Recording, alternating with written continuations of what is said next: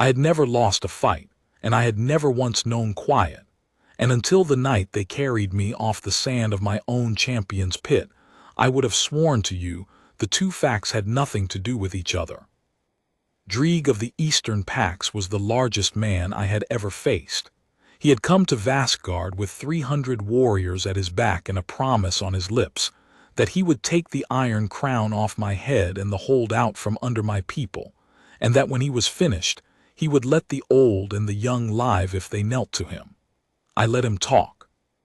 I have learned, in 20 years of being what I am, that a man who tells you in advance what he will do with his mercy has already decided he has none to give. We stood facing one another in the pit under the great forge lights, the whole of the hold packed into the tiers above us, and he spread his arms and told my people what their lives would be worth when he was done. And I said nothing at all, because there was nothing to say to a thing like that except with my hands. We fought for the better part of an hour. I will not pretend it was easy or that I toyed with him.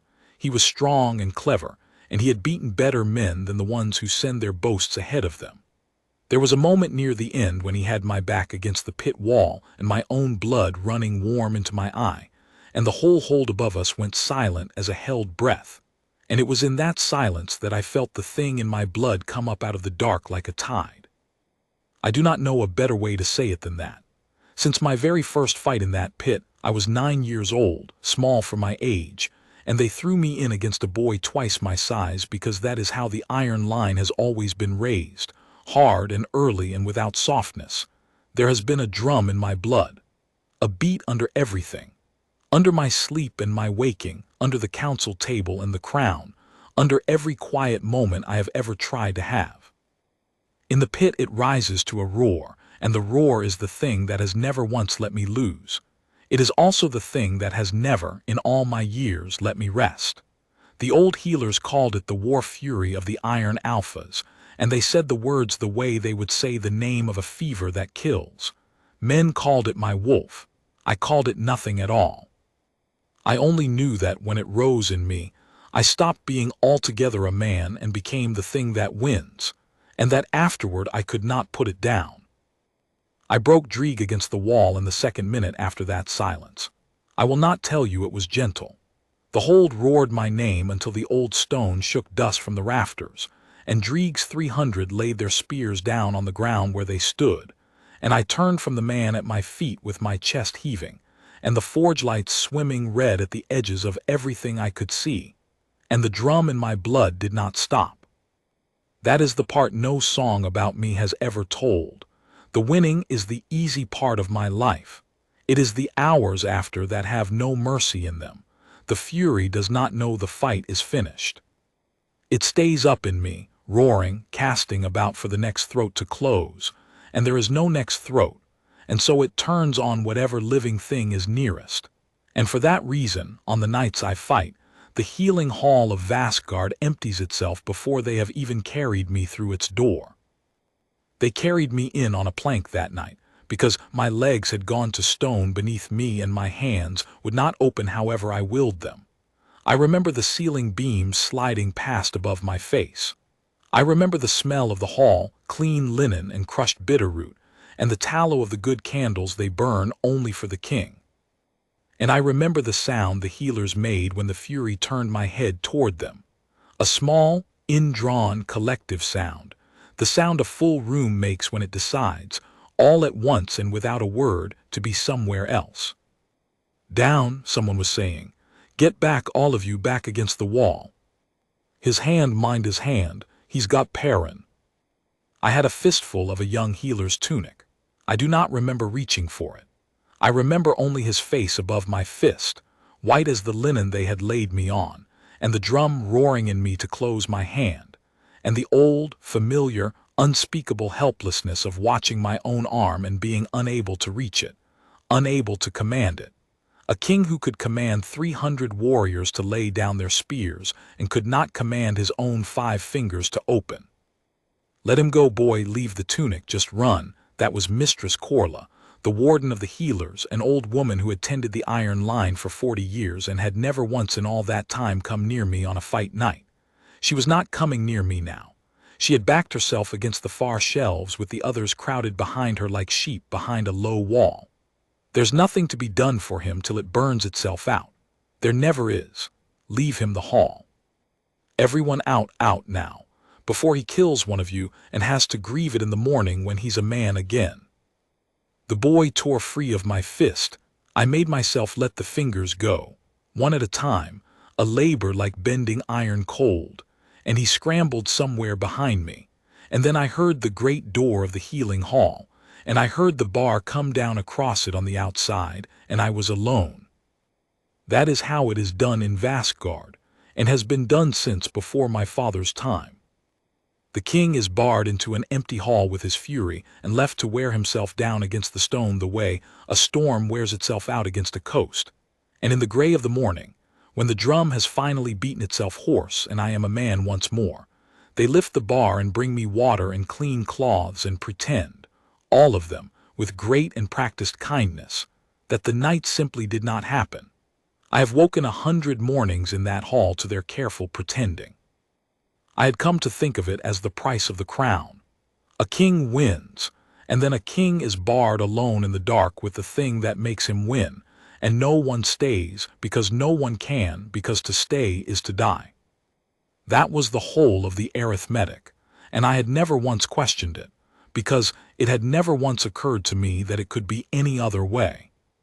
So I did not understand at first why the room was not empty. I had gone down onto my knees on the flagstones without meaning to, the fury roaring in the enclosed dark, and when I lifted my head, there was still someone in the hall with me. She stood in the low doorway at the far end, the one that led down the back stair to the lower ward, the sick house cut into the old rock beneath the hold, where they carry the ones no one expects to save. She had a small lamp in one hand and a bundle of clean cloths pinned under the other arm, as though she had been going about some ordinary midnight errand and had walked without warning into the middle of a nightmare, which, I suppose, is precisely what had happened. She was not tall. Her dark hair was bound back off her face, and she was looking at me, at the thing kneeling and roaring in the barred hall with the red swimming at the edges of its sight. And she was not looking at me the way anyone in Vastgard had looked at me in 20 years.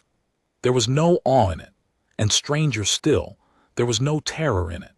She was looking at me the way she would look at any hurt and dangerous thing that had been shut alone in the dark and left there. "You should run," I told her. My voice did not sound like my own. It came out low and broken, full of the drum. "There's a bar on the door already, but there's the lower stair behind you. Take it. Take it now before I heard them bar it," she said. Her voice was quiet and level, a nurse's voice, the particular even tone a person uses on a creature that is frightened and dangerous in the same breath. "They barred it with you inside, and as it happens with me inside as well, I'd come up the back stair for more binding cloth, and they never saw me at all." She lifted the lamp a little, and I watched her take stock of me, the swollen hands, the blood at my brow, the fury working in my face. Then I watched her decide something behind her steady eyes. "That was very foolish of them," she said. "Go to the lower door," I said. "Go back down the way you came, now." She did not go to the lower door. She set the lamp down on the nearest bench, unhurried, and she set the bundle of cloths beside it, and she came across the floor of the hall toward me, toward the roaring thing on its knees with the red at the edges of its sight, and I need you to understand what that was. In 20 years of being the Iron Alpha of Vastgard, no living soul had walked toward me on a fight night. Not one. They walk away. It is the most natural act in all the world, to walk away from the thing I become, and I have never in my life blamed a single one of them for it. And this small woman in a plain gray healer's dress walked toward me instead, across the empty flagstones, without haste, as though the floor between us were only the ordinary floor of an ordinary morning, and I were only a man who needed help up. "Don't," I said, and it came out of me almost as a plea, and I had never in my life pleaded for anything. "You don't know what I am in this. I have killed men with more warning than you're giving me. Stay where you are. I am begging you, stay back." "I know exactly what you are," she said. She was close now. And then she did a thing that I still, all these years later, cannot fully take into my understanding.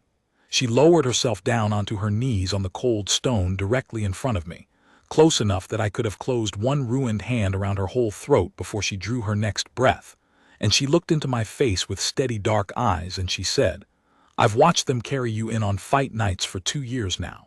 From the bottom of the lower stair in the dark, where no one thinks to look.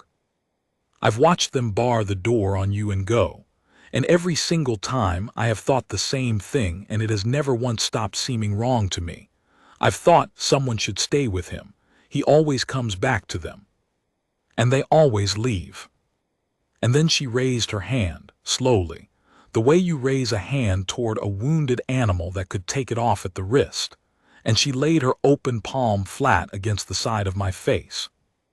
I have tried a great many times since that night to find words for what happened next, and I have never found the right ones, because every word I own is a word about sound, and what happened was silence.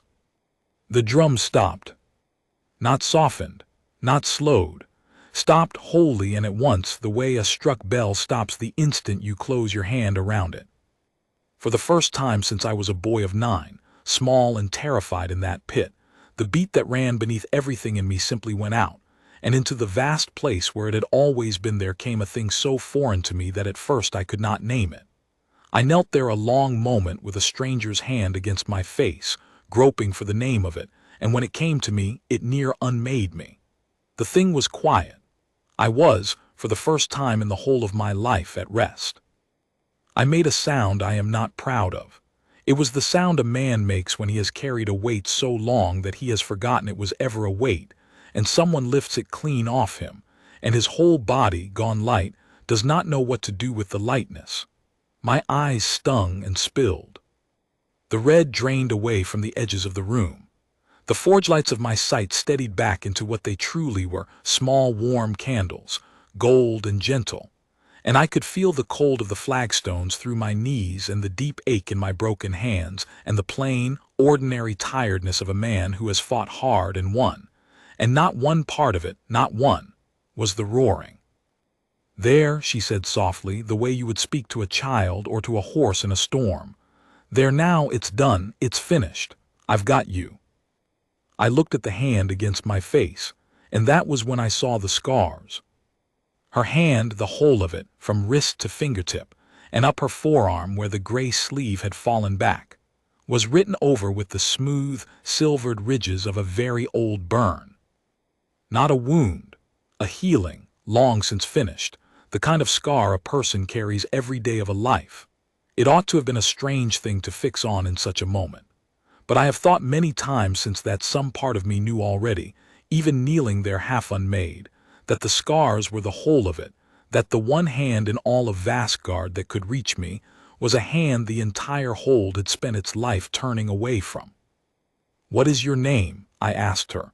My voice was my own again and it shook. "Neva," she said, "I work below in the lower ward." A small wry pull at one corner of her mouth, there and gone again. "You wouldn't have heard of me. No one sends for me unless they've already given up on someone." "Neva," I said, only to keep the sound of it, "they gave up on me. Years ago, every fight night of my life, they give up on me and they bar the door." She was quiet a moment, her scarred hand still resting against my face. "I know," she said. "I've never understood it. You come back to them every single time. You win their battles and you keep their hold, and then you come back through that door, and every time they bar it and walk away and leave you to it." Somewhere far above us, up in the world of the sleeping hold, a watch bell rang the hour. In a few hours they would come and lift the bar and find their king sitting quiet against the wall of the healing hall, worn thin but himself, and they would think, as they had thought 100 mornings, that the fury had burned itself out on the stone as it always did. They would never know that this night it had not burned out at all, that it had not been given the chance, that a woman with a scarred hand had walked across the one floor no one in Vastgard would cross, and reached the one king no one could reach, and stopped, with a single touch, the drum that had beaten beneath the whole of my life. Stopped Stay, I said. Only until it's light will you stay. I have given 10,000 commands within these walls. I have sent men out to fight, and I have sent men out to die, and never once questioned my right to do it. I had never in all my life asked one small thing of a single soul and been afraid of the answer. I'll stay, Neva said. And she settled herself down on the cold flagstones beside her king, in her plain gray dress, and she kept her scarred hand where it was against my face, and for the first time in 20 years, the Iron Alpha of Vastgard slept through the whole of a fight night and did not once wake to the roaring. Because for the first time in his life, there was no roaring left to wake to. They lifted the bar at dawn and found me sitting up against the wall of the healing hall, with a healer from the lower ward asleep against my shoulder, and Mistress Corla dropped the water jug she was carrying. It shattered on the flagstones with a sound like a small bell breaking, and Neva woke with a start against me, and the two of us looked up together into a doorway that was filling with faces, healers, the morning guard, a page boy or two, and behind them more, drawn by the smash and the impossible tableau. All of them stood and stared at the thing that could not be, the king alive and quiet and unbloodied on the morning after a fight, and a scarred girl from the lowest ward of the hold asleep at his side. "Get away from him," Corla said. She had gone the gray color of old ash. "Girl, Neva, is it? Get away from him. Are you out of your wits? Get up and get away before he—" "She is where I want her," I said. I did not raise my voice. I have never once in my life needed to. The whole crowded doorway went still. I got to my feet. My hands had swollen in the night to the size of loaves, and my whole body was a single deep ache from the crown of my head to my heels. But I got up, and I put out one ruined hand and drew Neva up to stand beside me, and I faced the warden of the healers who had barred me into empty rooms for 20 years, and I said, "The door was barred last night with 2 souls inside it, not one. You dropped the bar on this woman and my fury together, and you walked away, and you never even knew she was there to be walked away from." Corla's mouth opened and closed. "We didn't. No one knew the girl was. She comes up the back stair. The lower ward comes up the back stair. No one saw her, Iron Alpha. I swear it before you. No one saw." "No one saw her," I said. No one has ever seen her, have they?" And I looked past Corla at all the faces in the doorway, and I watched them look at Neva, and I saw for the first time the thing I would come to know so bitterly well in the days that followed. They did not look at the scars on her bare hands the way you look at a hurt. They looked at them the way you look at an ill omen, quickly, and then away, and then quickly again, as though to rest the eye too long upon the marks were to catch something off them.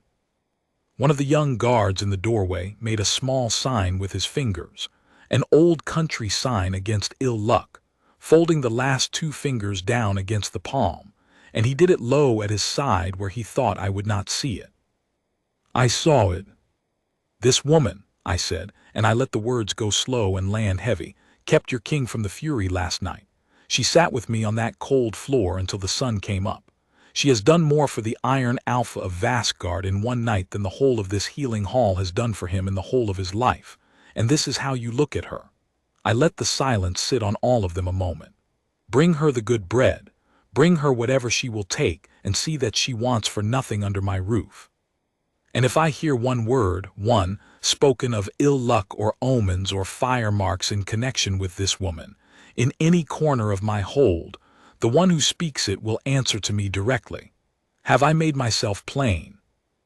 "You've made yourself plain, Iron Alpha," Corla said very faintly.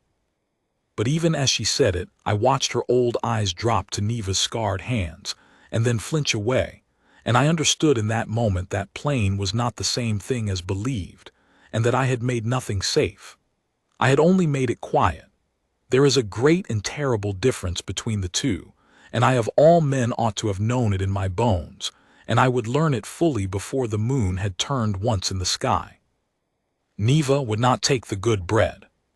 She thanked me low, and she slipped back down the stair to the lower ward before the hall was half full of the morning, because there were people below, she said, who would be needing her, and I let her go, and I spent the entire of that day unable to fix my mind on any other thing in the world. It was not only that she had reached me. Any healer's touch, I told myself in the first hours, might have done as much, had any healer ever been brave enough to try it. It was the quiet that undid me. I walked through my own hold that day like a man walking through a country he has never seen before and did not know existed. I had lived my whole life with the drum beneath everything, and somewhere long ago I had come to believe that the drum was simply the sound the world made, the sound that was always there beneath all the other sounds. And now that it had gone out for one night, everything was other than it had been. The color of the morning sky over the pit yard, the sound of my own people's voices in the passages, the weight of the iron crown when I set it on my head, which had always seemed to me simply the weight of a crown, and which I understood now, for the first time, to have been the whole while a little lighter than the weight I truly carried. I had not known, until it stopped, how tired I had been for 30 years. A man cannot take the measure of a weight he has always borne. He learns its true size only in the one moment it is lifted from him, and after that he can never again forget it, and he can never again pretend he does not feel it settle back. I went down to the lower ward that evening. I had never once been down there in the whole of my life. It is cut deep into the old rock beneath the hold, below the storerooms and the deep wells, and it is where they carry the ones the upper healers have finished with, the fevered poor, the miners crushed in the deep seams, the old dying slow, the children no one expects to keep through the winter. It smelled of damp stone and cheap tallow and boiled roots, and beneath all of that, faint and clean, of the same particular smell I had first breathed in the healing hall the night before, and I understood, standing on the last step of the stair, that the smell had been her. I found her at the bedside of an old miner whose leg had been crushed under a fall of rock in the deep seams, the kind of wound the upper hall would have taken one look at and given up on, and she was doing something slow and patient with a poultice in her scarred hands, talking to the old man low and steady the whole while, and he was laughing. A dying man in a stone cellar at the bottom of the world, laughing at something the fire-scarred healer had said to him. She looked up and saw the king filling the low arch of the doorway, and she did not startle, and she did not bow. She only looked at me a moment, and then she turned back to the old man's ruined leg. "You've come to the wrong floor, Iron Alpha," she said, without looking round again. "There's nothing down here that anyone would think to show a king. I came down to see you." The old miner's eyes went very wide in his gray face. Neva finished tying off the poultice, gentle and exact, and only then straightened up and turned to me. "Then you can make yourself useful while you're standing there," she said, "or you can go back up the stair. Those are the only two things a person can do in this ward. There is no third one. I have been king of Vastgard for 20 years. No living soul had told me to make myself useful or else be gone since my mother died when I was a boy. I found, to my own great and genuine astonishment, that I wanted nothing in the world so much as to make myself useful to her. So I stayed. I held a lamp steady where she pointed. I carried a basin she put into my hands and emptied it where she said and brought it back. I lifted an old woman who needed lifting. Gently, the way Neva showed me with her own scarred hands first, cradle the head, mind the hip, and the old woman looked up into the face of the Iron Alpha of Vastgard with no notion at all of who was holding her, and patted my cheek with one paper-thin hand and called me a good strong boy, and Neva laughed, a real laugh, low and warm and surprised out of her. And something moved in my chest that had nothing whatever to do with the drum and nothing to do with the fury, something I had no name for, because I had never once in my life had cause to name it. I came back down the next evening, and the evening after that. I told myself in the beginning that it was the fury that drew me, that a man who has found the one hand in all the world that can still his war would be a fool not to keep it near. But that was a lie, and I knew it for a lie by the third evening, when I stood in the low arch of the doorway watching her work, and did not once think of the fury at all. I thought instead of the way she pushed a loose fall of hair off her brow with the back of her wrist when her hands were full. I thought of the scars, and of how she never hid them, never tugged the sleeve down over them the way I had seen other women do with far smaller marks, but worked with her ruined hands bare in the lamplight, as though she had made some hard peace with them long ago that the rest of Vastgard had never troubled to make. I thought that she was the one soul in the whole of my kingdom who spoke to me as if I were a man, and not a weapon that happened to wear a crown, and that I would gladly carry basins in a stone cellar every evening for the rest of my life if it meant I might go on being spoken to in that voice. How did it happen? I asked her one night. We were sitting on the low bench out in the passage beyond the ward in the cool of the deep stone, after the last of the day's patients had been settled into sleep. I nodded toward her hands where they rested in her lap. If you'll tell me, you needn't. She looked down at them a while in the lamplight, turning them over slowly, the silvered ridges catching the small flame. A fire, she said. I was 6 years old. Our hold, not this one, a small holdfast away to the north that's long gone now, burned to nothing that same night, caught in the dark hours. My mother got me out of it first, and then she went back in for my little brother. A pause, level and old, the grief in it worn smooth as a river stone by all the years. The main beam of the roof came down while they were still inside. I went in after them, after all of them. I was 6. She said again, softly, as if she still, all this while later, could not quite fit the child she had been to the thing the child had done. I didn't get them out. I got these. She turned her scarred hands over once more and folded them and set them still in her lap. They pulled me back out of it by my heels, half burned. And ever since, wherever I've gone, whatever hold has taken me in, people have looked at these hands and decided for me what I must be. Ill-marked, fire-touched. There's an old saying that follows me, that a healer who carries death scars carries death in her hands and brings it where she lays them. She smiled, but it was a worn and tired smile. So they give me the ones they've already decided are going to die anyway, and some of them don't die. And that, she said, is the whole of the work I have. I sat with that a long while in the cool of the passage, and I found I could not speak at once. You went into a fire, I said at last, at 6 years old, after your mother and your brother, and they told you that it made you a bringer of death. People need a reason for luck, she said, the good and the bad of it both. It's an easier thing to point at a girl's scarred hands and say there is your reason than it is to say aloud that the world is only chance, and that a fire takes a mother and a brother and leaves the child for no reason at all, and hands the child nothing to show for it but a pair of ruined hands and a long life to carry them through. She looked over at me, level and unafraid in the lamplight. Why does it matter so much to you, Iron Alpha? You've the whole of Vastgard telling you what you are too from the day you were born. The undefeated, the iron, the war fury of the old line. You know exactly how it's done.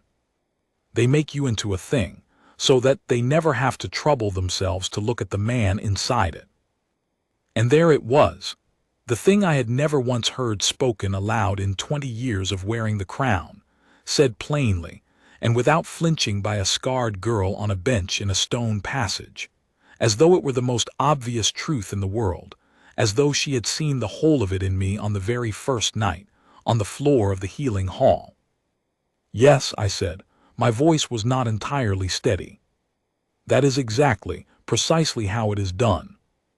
We sat on in the lamplight, the king and the fire-scarred girl of the lower ward, and for a while neither of us said anything more, and the quiet that lay between us on the bench was the same quiet her hand had put into my blood the first night. And I understood then, all at once and completely, what the thing in my chest had been, the thing I had had no name for. I had heard the old healers of my childhood speak of it, half in wonder and half in fear, the way they spoke of everything to do with my line, the fated mate, the one the bond knows before the mind does. I had thought it, as a grown man, only a story they told to make the hard raising of Iron Alpha boys a little easier to bear, a kindness whispered to frightened children, that somewhere in the world there waited a single hand that had been made to still the fury they woke in you, if only you lived long enough to find it. I had stopped believing it before I was fully grown. I believed it now. I believed it with the whole of me. I did not tell her. I should have. I have thought a great many times since that if I had told her plainly and at once, that night on the bench in the passage, much of the sorrow that came after might never have come at all. But I was a man who had never once in his life said a soft thing out loud, and I was afraid, the Iron Alpha of Vastgard, undefeated in 20 years, afraid, that if I named the thing to her, she would hear it and turn it over in her practical mind, and look at me the way she looked at a task she had been handed, a duty, a hurt thing to be tended. I could not have borne it. So I said nothing, and I went on going down to the lower ward each evening, and word of it went through the hold the way word always does, running along the passages faster than any man could carry it, and that was the beginning of the true trouble. It began, as such things so often do, with Mistress Corla. She came to me in the map room some 10 days after the fight, wringing her old hands one within the other, and she said the thing she had plainly been sent up by half the upper hall to say. That people were talking. That the king going down nightly to the lower ward to sit in the dark with the fire-scarred girl was not seemly in a king. That the healers of the upper hall had grown uneasy. That some among them had begun to say, low and among themselves, that the girl had done something to me. That no fury of the iron line had ever in living memory been stilled by a mere touch. That such a thing was not natural. That a woman who could reach clean into the Iron Alpha's very blood and snuff out his war fire like a pinched candle was no true healer at all, but something else, something worse. A witch, they were beginning to say. A fire witch marked by fire as a child, and turning that fire now upon the king himself, binding his will to hers. I don't say it, Iron Alpha, Corla said quickly, seeing my face darken. I'd never say it. I only tell you what's being said so that you'll know. You've been away from the ordinary run of the hold a long time up here with your maps and your councils. You mightn't hear it otherwise, but you must see how it looks to them. 20 years the Furies burned itself out alone on the stone, the way God and the old kings meant it to. And now a scarred girl walks up out of the lower ward and stops it dead with the flat of her hand, and now the king won't leave her side, and now he goes down among the dying every night like a common orderly. They're frightened, Iron Alpha, and frightened people talk and talk turns, and it turns worst against the ones who have no one to speak for them. Frightened people bar doors and walk away, I said, and leave a woman shut in a room to die so that they need not be brave. I have seen how they are, Corla. I have seen it with my own eyes my whole life long. You'll forgive me if their fright moves me less than it once did.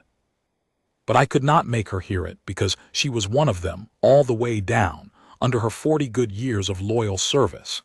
And she believed, in the deep and unexamined place where such things live in people, the very same thing the young guard had believed when he folded his fingers in the sign against ill luck. That a scarred hand carries something in it, something that gets into a man, and that the something had got now into their king. And I will tell you the whole truth of it, because I have sworn to myself to leave nothing out. For one black hour after Corla had gone, I wondered whether she might be right. Not that Neva was a witch, that I never believed, not for the space of a single breath, not then and not ever. But I wondered in that black hour whether what I felt for her was the true bond at all, the thing of my line, or only a drowning man's love for the one plank that has kept his head above the water. Whether I wanted the woman herself, or only the great quiet she brought me, the rest I had never known and could not now imagine surrendering. It is a poison, that manner of wondering. It is a slow and clever poison. And it was, I have understood since, exactly the poison the frightened wished most to work into me, and it very nearly did its work. What cured me of it in the end was the fury itself. There came another fight, not a champion's bout, this time, only a challenge flung up by a hot-blooded young warrior of the western packs who had heard the tale of the stilled fury travel down out of the mountains, and concluded from it that the Iron Alpha of Vastgard had gone soft with age and a woman. He was wrong on every count. The drum came up in me in the pit exactly as it had come up my whole life, the tide out of the dark, and I put the young man down in the sand inside a single minute and did him no lasting harm.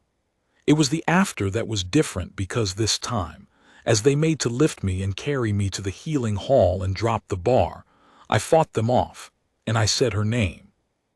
"Neva, bring Neva to me." "Not the hall, don't bar me in the hall, bring her." They did not want to. I could see it plainly in their faces, even through the red swimming at the edges of my sight. They did not want to carry the fire witch of the lower ward up into the king's fury. They wanted the old way, the bar and the empty room and the long night of burning out that they understood and could trust. But I was the king, and I said her name 3 times, low and terrible, and in the end they went and brought her. And here is the thing that cured me of my black wandering for good, the thing that ended it forever. When she came, when I saw her come in through the far door of the hall with her small lamp and her scarred hands and her steady dark eyes fixed on me across the flagstones, the drum did not wait for her touch. It began to fall away the very moment I saw her, before she had crossed half the floor, before her hand had come anywhere near me. The sight of her alone, only the sight of her walking toward me instead of away, took the roaring down and down like a slow hand laid over a flame, and I understood, kneeling there and watching her come, that it had never once been the touch of her hand. The touch was only where the thing finished. It was her. It was her whole self, coming toward me across a room instead of fleeing from me, that the thing in my blood had been waiting the whole of 20 years to be allowed, at last, to see. That is not what a drowning man feels for a plank of wood. That is what a mate feels for a mate. I never wondered again, not once from that night to this. But the frightened had seen her brought to me in the pit yard now, before everyone, carried up through the crowd to the roaring king, and that was worse in their eyes than all the quiet evenings in the lower ward together. And after that night the talk was no longer only talk. It had grown teeth in the dark, and it meant to use them. They came for her on a gray morning, and they did it cleverly, and they did it while I was 2 full days' ride from the hold, up in the high pass settling a boundary quarrel between 2 of the mountain packs. I have wondered ever since whether the timing of it was chance, and I do not believe that it was.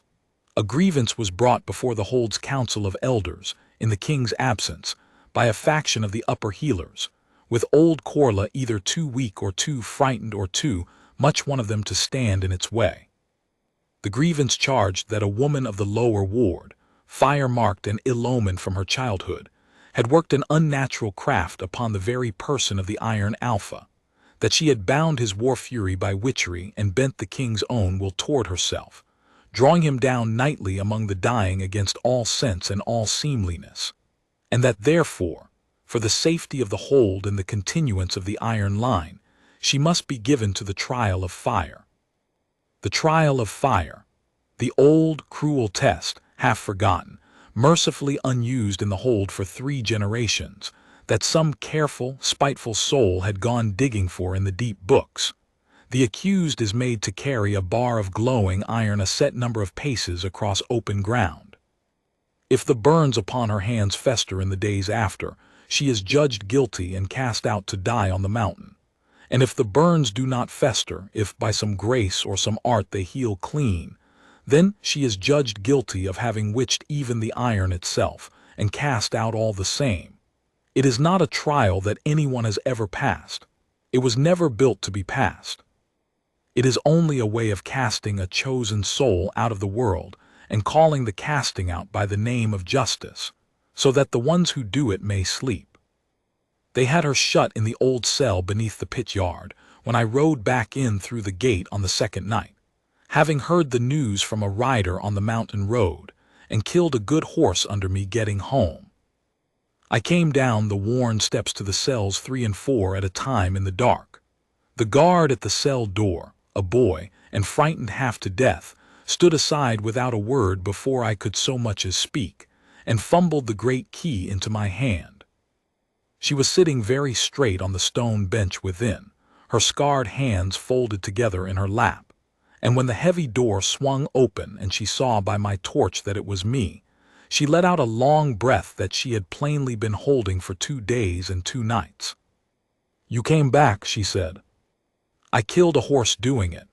I went down onto my knees on the cell floor before her, the way she had once knelt on the floor before me. "Neva, listen to me.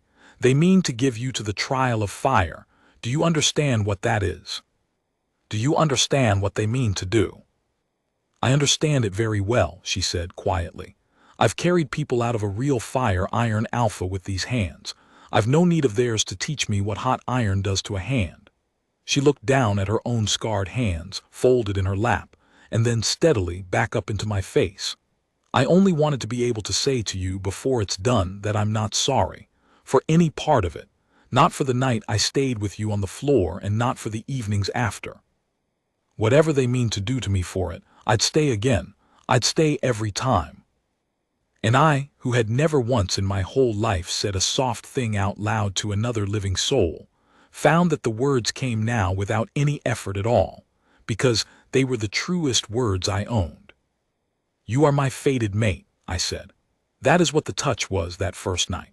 That is what the quiet is every night. It is not witchery, and it is not luck, good or bad.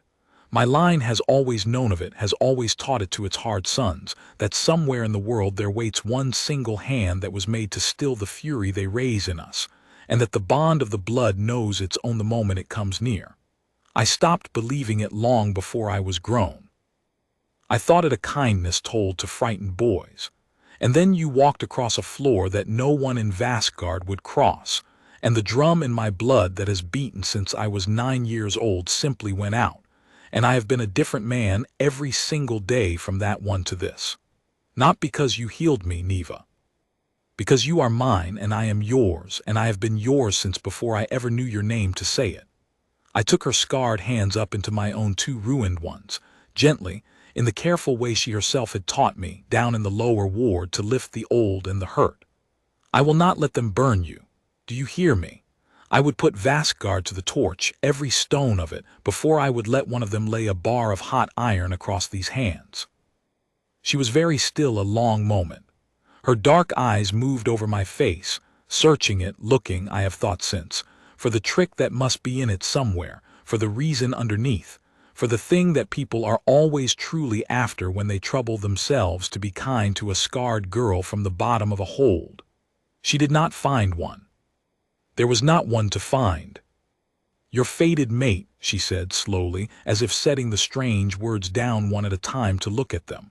"The scarred girl out of the cellar, the bringer of death, that's what you'd have me be." A tremor at last in the level voice, the first I had ever heard in it. "You'd tell the whole hold that, out loud." "I will tell the whole hold that," I said, "tomorrow, in the pit yard, in front of every soul of them, and I will not do it quietly." I bent my head and pressed my brow to her scarred hands where I held them. "They have made you carry their fear on your hands your whole life long, fire-marked, death-touched. Well, tomorrow they are going to learn what these scars truly are. They are the mark of the one hand in all the world that could reach their king in the dark. There is no luck more fortunate than that under heaven, Neva, and I am going to make every last one of them kneel to it before I am done."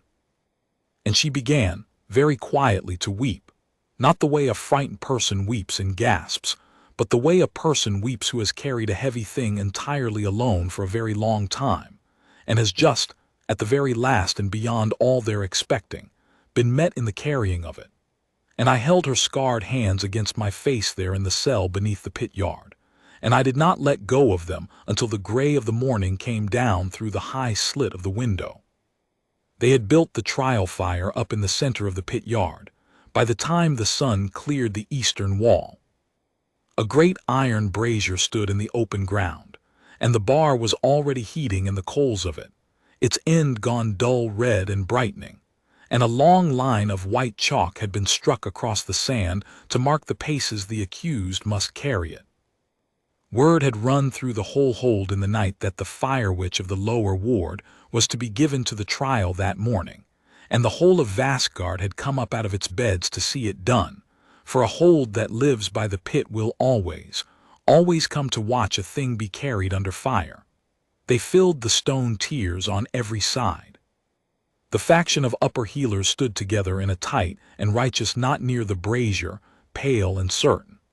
Corla was among them, near the back, and she would not lift her eyes to meet mine. The elders of the council sat in their high carved seats with their old faces set like the stone behind them.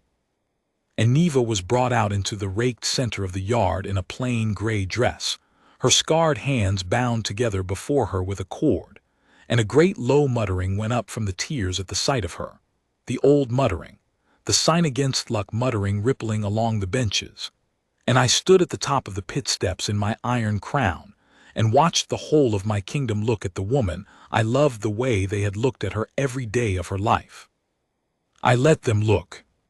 And then I came down the steps into the yard, and the muttering died away into a great and total silence, and I walked out across the sand to the center of it, and set myself directly between Neva and the burning brazier, my back to the fire and my face to my people, and I did the thing that I had promised her in the cell in the dark. But I did not do it with words alone. Words I had learned in 20 years of ruling. My people would always find some way to disbelieve when the words asked them to give up a fear they had grown comfortable holding. They had disbelieved me about her already, a dozen times over. Frightened people do not lay down their fright because a king stands up and commands them to. Fright is not obedient to command, so I did not merely tell them.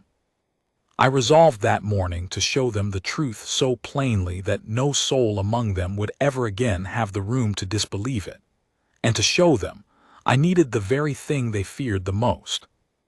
I gave a sign to the old master of the pit, an ancient ritual sign of my line, and a great horn was sounded, its low note rolling out over the silent yard, and out from the far gate, as I had arranged in the gray hours before dawn, came the largest of all my champions. A mountain of a man, Harn by name, who had agreed to what I asked of him with tears standing in his eyes, because he loved his king and did not in the least want to do the thing his king required. I had asked him to fight me. Here, now, before all of them, to wake the fury in me where every soul in the hold could see it woken. Iron Alpha, one of the elders, began, half rising from his high seat, alarm breaking across his set face. "Sit," I said without turning my head to him. "Sit and watch." And I fought Harn there in the raked center of the pit yard, with the trial fire burning at my back and the whole of Vastgard come to its feet on the tiers, and I held nothing at all in reserve, because the thing I needed to draw up out of myself was the very thing they most feared to see, and I could only give it to them true. The drum came up. Of course it came up. It always comes. Harn was strong and true, and I let him press me hard, and the tide rose in me out of the dark exactly as it has risen 10,000 times, the roaring, the red at the edges of the world, and I felt the fury take me the way it has taken me the whole of my life, and I heard the roar of the crowd on the tiers turn, in the space of a few breaths, from the excitement of a fight into raw fear, as they saw the thing come up into the king's face. They knew what followed a fight. Every soul of them knew it. They had barred the door on it their whole lives long. I put Harn down, gently, at the very last, drawing the blow, a thing I had never once in my life been able to do at the height of the fury. But I did it that morning, because I needed him whole and I needed the fight ended.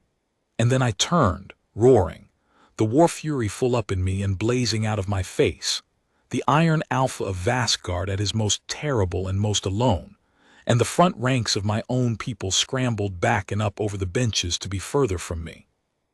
And the knot of upper healers by the brazier cried out and shrank away, and it was exactly, the thing I had needed them all to see with their own eyes. Because into the very middle of all that terror, across the open pit yard floor that no living soul in Vastgard would ever cross on a fury night, her scarred hands still bound before her with the cord, walked Neva. The muttering died. The crying out died. The whole hold went so utterly still that I could hear the trial fire crackling in the brazier at my back.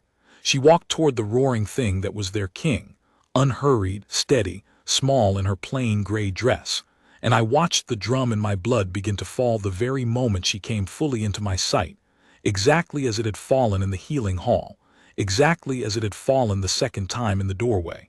And this time I did not fight to hide it. I let every soul on every tier watch it happen.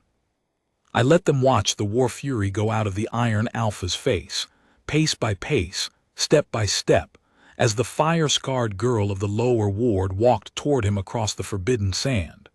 By the time she reached me, the roaring was gone from me entirely.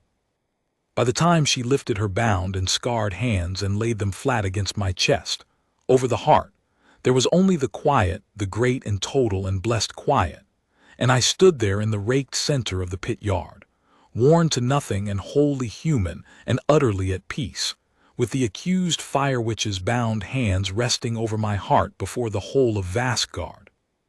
This, I said, and my voice carried clean to the highest tier because the yard had gone silent as a grave, is the witchery you were afraid of. This. Look at it well.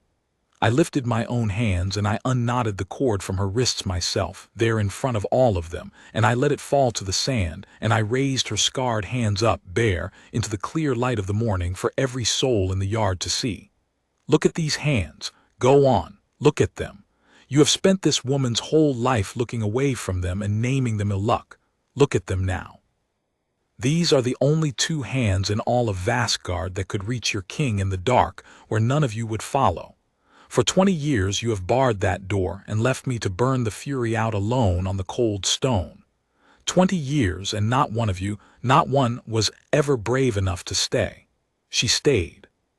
A scarred girl from the lowest ward of this hold, that every one of you had decided in your hearts carried death in her hands, walked into the one room you had all fled from, and she reached the man that none of you could reach, because she was made to reach him.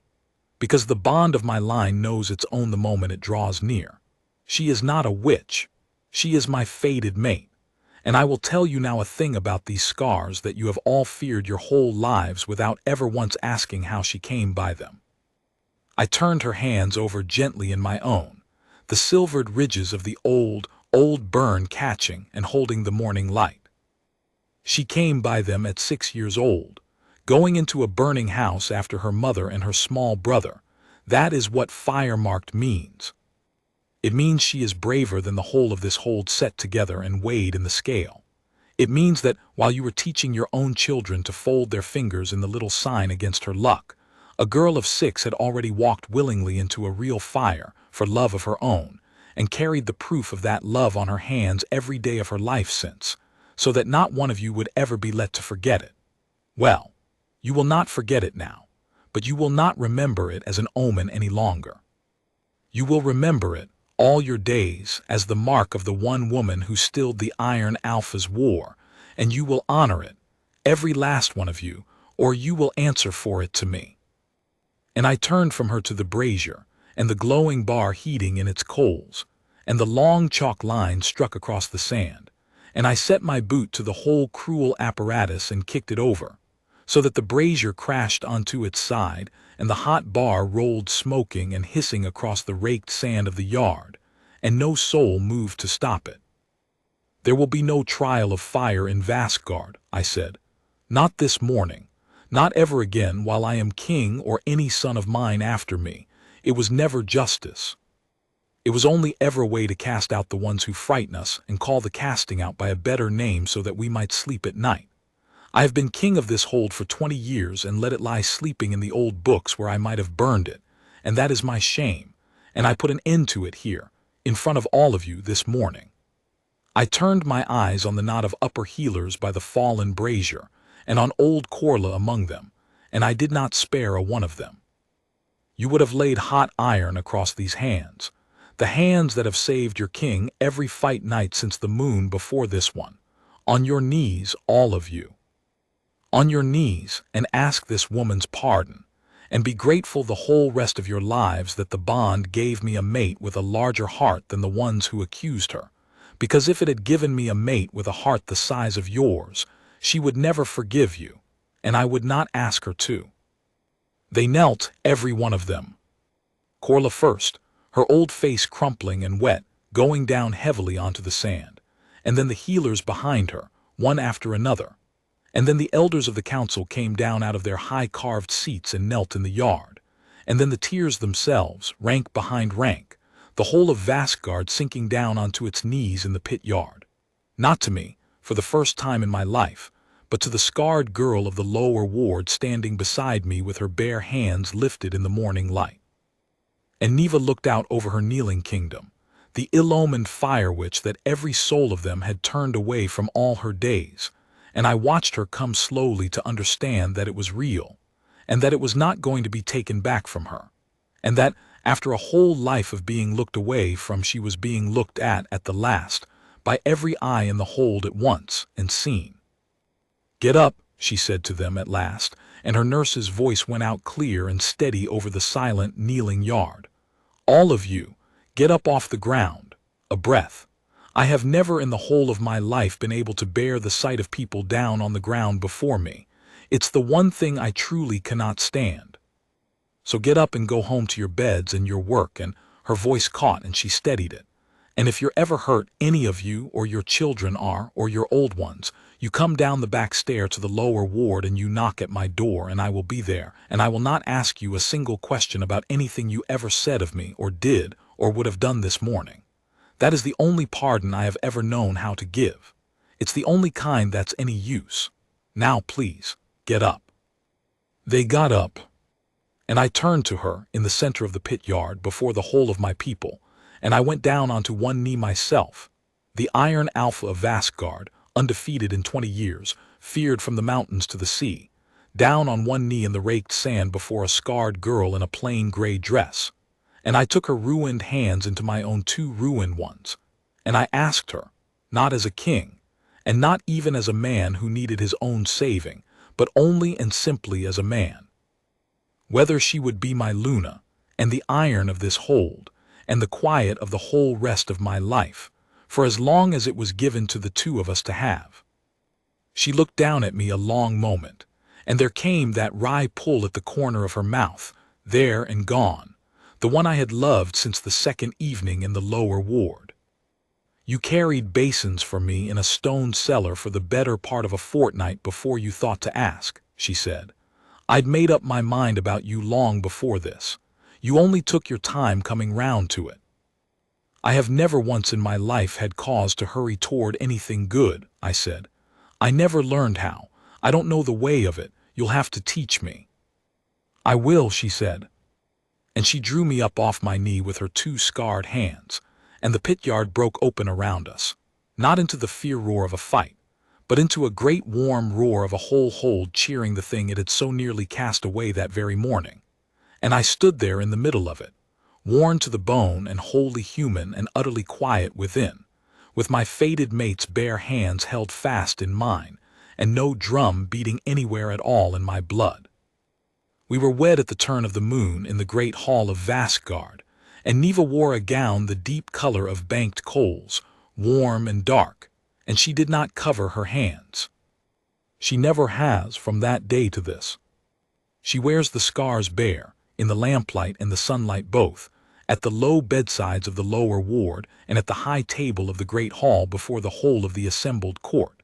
And there is not a soul left in Vaskgard now who folds a finger in the old sign at the sight of them, because there is not a soul left in Vaskgard now who does not know exactly what they are. The children ask her about them. Children always ask, having not yet learned to look away from a true thing. She tells them the truth of it, the fire and the fallen beam and the mother and the little brother, and she tells them that scars are only the marks that a life leaves on a person in the living of it, and that they must never once let anyone in the world tell them what their own marks are to mean, because their marks are their own, and no one else was there in the fire with them to say. They love her fiercely, the children of the hold. They come down the back stair to the lower ward and knock at her door exactly as she told the kneeling yard they might, and she is always there, and she has never once, to any soul who ever turned from her, spoken a single hard word about the turning. I have offered more than once to speak the hard words on her behalf, since she will not. She always gives me back the same answer, that the pardon is the only revenge in the world worth the having, because it is the only one that leaves the hold better than it found it, instead of only leaving it sorry. She is a wiser sovereign of this place than I have ever been or will be. I tell her so, often. She tells me to go and carry a basin. The fury has not left me. I will not lie to you, and I have never lied to her, and I will not now pretend that the finding of the bond made me a soft and quiet man in a single night, that the drum in my blood fell silent forever on the morning we were wed. It did not. It is the war fury of the iron line, and I will carry it as long as I carry breath in my body, and on the nights I fight it comes up still out of the dark like a tide, the roaring, the red gathering at the edges of the world. The old fear had told my people that the true mate would cure the king of his fury, and that was never once the truth of the thing. The mate does not cure the fury. The mate is only, and entirely, the one who stays. So this is how a fight night ends now in Vastgard, and how it will go on ending for the whole rest of my life, and it is the only ending under heaven that I would have chosen. They do not bar the door any more.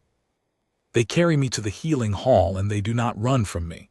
They have learned slowly not to run, and they light the good tallow candles, warm and gold, and they go down the back stair to fetch the Luna.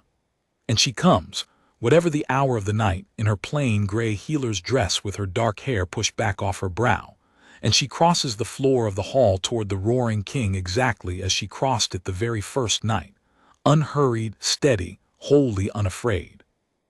And the drum begins to fall away in me the moment I see her come through the door. And she kneels down on the flagstones in front of me and lays her scarred hand flat over my heart, and the war goes out of my blood, and into the place where it has always lived there comes instead the quiet, the great and total quiet that I did not so much as know was possible for the first 30 years of my life, and that I will never once, from now until the end of me, have to live a night without again. That is the picture I would leave with you at the last, not the iron crown and not the champion's pit, and not the whole of the hold gone down onto its knees in the yard. Only this. A king on his knees on a healing hall floor at the dark end of a fight night, worn out and human at last, and a scarred hand laid flat over his heart, and no drum beating anywhere in all the world, and a woman's low and steady voice in the candlelight, saying to him the same 3 words she said the very first time, on the very first night. The 3 words I never knew, for 30 years, that I had been waiting my whole life to hear. I've got you,